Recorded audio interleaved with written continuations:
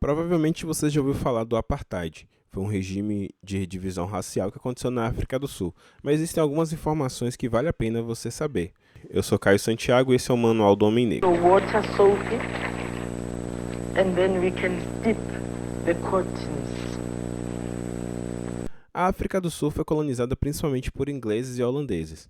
Por volta de 1880, teve uma guerra chamada Guerra dos Boerens. Os Boerens eram descendentes de colonizadores, ou seja, descendentes de ingleses e holandeses que viviam naquela região e decidiram decretar autoindependência e por isso traçou uma guerra contra a Inglaterra. Eles ganharam essa guerra porque eles dominavam bem o ambiente e os ingleses decidiram deixar para lá. Os Boerens assumiram o poder político e foram nomeados aí donos da África do Sul. Depois de um certo tempo, houve uma descoberta de ouro e diamante. Europeus começaram a migrar para a África do Sul, em busca do sonho americano, entre aspas, e a partir disso os Boers decidiram limitar esse poder desses imigrantes europeus, tirando deles o poder de voto. Depois de um certo tempo, entre 1889 a 1902, houve uma segunda guerra dos Boers, que eles se renderam justamente porque existia uma pressão muito da Europa a respeito dos imigrantes, que eram também brancos, terem poder político e poderem assumir alguns cargos e terem direitos maiores em relação aos descendentes. Eles se renderam e até aí ficaram num período de transição. No dia 31 de maio de 1910, a África do Sul se torna independente dos europeus e aí cria-se a União Sul-Africana. E até então ela se torna independente, porém os brancos ainda estão dominando.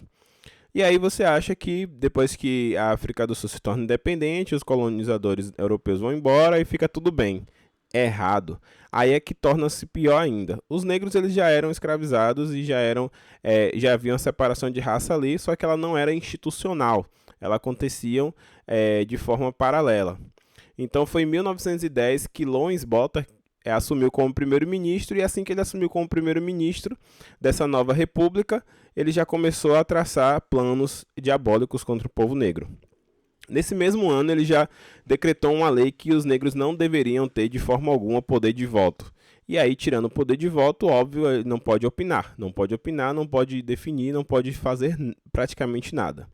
Em 1913, ele criou uma lei que estipulava que os negros eles não tinham direitos as terras que existiam lá. Essa lei se chamava Lei Native Land Act, Lei de Terras Nativas. Nessa lei ele dizia que 7% de toda a terra da África do Sul era destinada para pessoas não brancas, negras, indianos e imigrantes mestiços, e 93% dessa área era destinado para pessoas brancas, que era em torno de 10% da população que existia naquela época.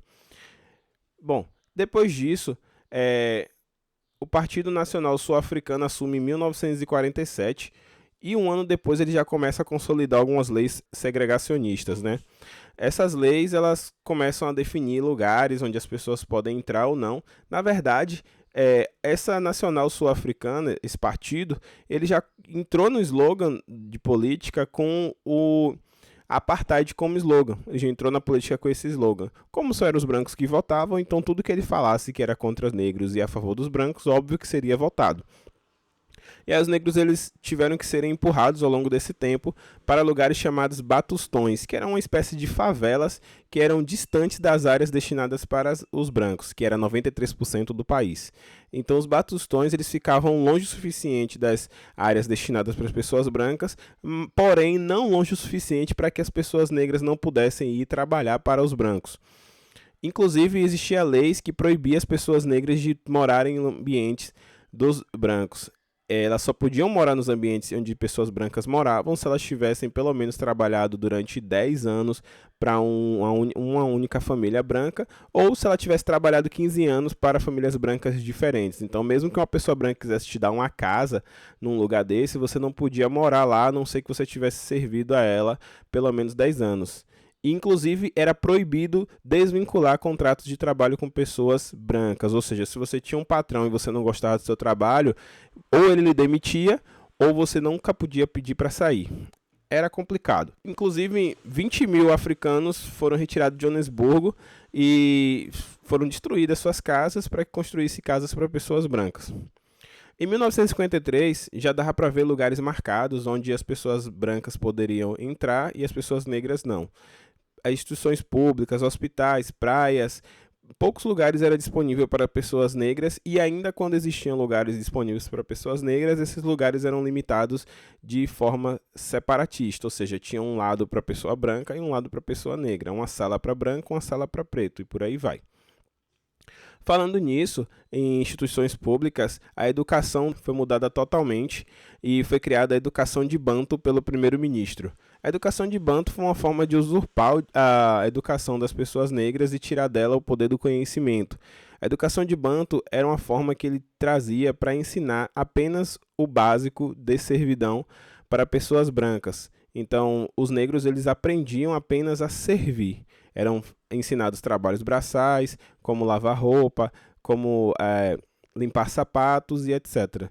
Não era ensinado matemática ou qualquer outra dessas matérias que a gente conhece hoje em dia. O primeiro-ministro tinha um discurso que dizia que pessoas negras iam demorar muitos séculos para evoluir o suficiente para dominar uma sociedade, por isso os brancos ajudariam eles, mantendo eles sempre servindo e abaixo da cadeia social. Racista, né? E aí, com toda essa pressão que vem acontecendo, os negros começam vivendo em ambientes subhumanos, eles começam a montar protestos, e um dos maiores protestos, inclusive pacífico, aconteceu no bairro de Chaperville, que era uma antiga cidade chamada Transvaal, que era uma espécie de capitanias que existiam antes do período da República, e esse massacre aconteceu no dia 21 de março de 1960, 186 pessoas ficaram feridas e 63 pessoas mortas, e a maioria dessas 63 pessoas que foram mortas eram crianças negras. E aí, a partir disso, a Unesco começou a julgar muito a África do Sul e pedir fazer reuniões junto com a ONU para poder acabar com o apartheid. Além de ser desumano, trazia uma negatividade muito grande para o país. E aí o primeiro-ministro sempre dizia que não existia crise e que estava tudo bem, que assim era o governo dele, e o mundo ele estava todo voltado para a África do Sul justamente por aquilo que acontecia. Durante toda essa época, paralelo a isso, Mandela já vivia em Soweto, mas o que você não sabe é que Mandela ele era de família rica.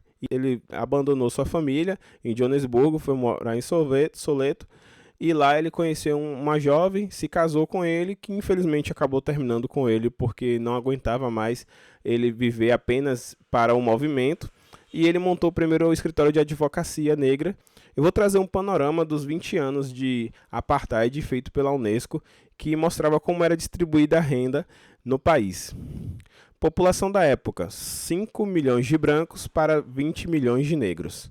Terras. As terras eram dominadas 86% por brancos e 13% apenas por negros. A gente lembra que existia aquela lei e ela vigorou até 1991. Acreditem, em 1991 ainda existia a lei que era destinado apenas 7% das áreas para pessoas negras. Participação da renda nacional, ou seja, como essa renda era distribuída. 75% do dinheiro público era destinado para pessoas brancas, enquanto só 20% para pessoas negras. Médicos no país. Um médico para cada 400 pessoas brancas, enquanto existia apenas um médico para cada 44 mil pessoas negras. Então, esses médicos eram destinados para os bairros específicos. Mortalidade infantil. Óbvio que se não tem médico e não tem saneamento, a mortalidade cresce. 27 crianças mortas para cada 1.000 crianças brancas, enquanto para negros existia 400 mortes de criança para cada 1.000 crianças negras. Então, era um número bem expressivo. Gastos com educação, $696 para cada criança branca por ano, enquanto era gasto $5 para cada criança negra por ano. Era isso que era gasto com educação para crianças negras. Imposto de renda, os brancos só pagavam quando alcançava a faixa de 750 heads, que era a moeda local. E os negros pagavam quando alcançava 360 heads. Ou seja, acontecia um pouco o que acontece aqui no Brasil. Se você tem um jatinho, você não paga imposto, enquanto você tem um carro popular, você tem que pagar imposto por isso. E detalhe, existia uma lei também que proibia relacionamentos interraciais. Não só interraciais de pessoas não brancas com negros, mas interraciais com todas as raças. Então, pessoas indianas não poderiam se casar ou ter relações sexuais com pessoas negras e nem brancos com nenhum desses outros outras raças. Com toda essa pressão e o desenvolvimento econômico caindo muito, a África do Sul começou a perder muita comercialização. Cerca de 20 países, mais ou menos, naquela época, deixou de negociar com a África do Sul e isso trouxe a economia do país sempre abaixo. E aí, Frederic de Klerk assume em 1990 e abre as portas para novas medidas e começa aí o processo de descentralização do apartheid, onde muitos lugares começam a ser liberados para pessoas negras, e aí ele manda soltar inclusive o Mandela, que tinha sido preso justamente porque era líder do movimento que era contra o regime do apartheid, né? Então, em 1994, o Mandela assume como o primeiro presidente negro da história. Para você ver, o primeiro presidente negro da história da África do Sul só acontece em 1994. E aí, a gente sabe toda a história do Mandela, mas se você quiser dicas, eu vou deixar aqui uma lista de filmes sobre o Apartheid, onde você pode assistir e ver um pouquinho sobre a história da África do Sul. Eu sou Caio Santiago e esse é o Manual do Homem Negro.